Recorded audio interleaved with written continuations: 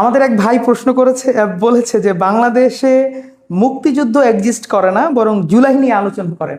দেখেন, মুক্তিযুদ্ধ হচ্ছে আমাদের ইতিহাসের একটা অবিচ্ছেদ্য অংশ।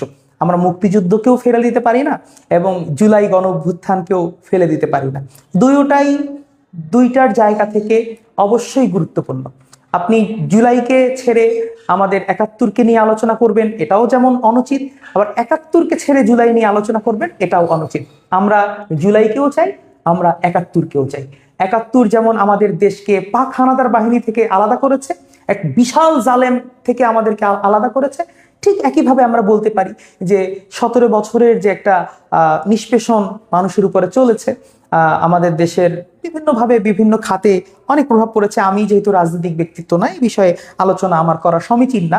আমরা সাধারণ মানুষ যেটা বলতে পারি যে আমাদের ছোট ছোট শিক্ষার্থী বন্ধুদেরকে, আমাদের ছোট ছোট ভাই বোনদেরকে যেভাবে গুলি করে হত্যা করা হয়েছে, সেখানে আমরা এই জুলাই গণ অভ্যুত্থানকেও অবশ্যই গুরুত্ব দিয়ে দেখি। জুলাই গণ অভ্যুত্থান অবশ্যই বাংলাদেশের ইতিহাসের একটা বড় অংশ, ঠিক একইভাবে একাত্তর তো অবশ্যই বড় অংশ। অতএব আমাদেরকে সমাধানে বলতে হবে, একাত্তর যেমন বাংলাদেশের ইতিহাসে এক্সিস্ট করে, জুলাইও তেমন এক্সিস্ট করে। অতএব আমাদের কনসেপ্ট ক্লিয়ার এবং আমরা এটা বিশ্বাস করি। ঠিক আছে।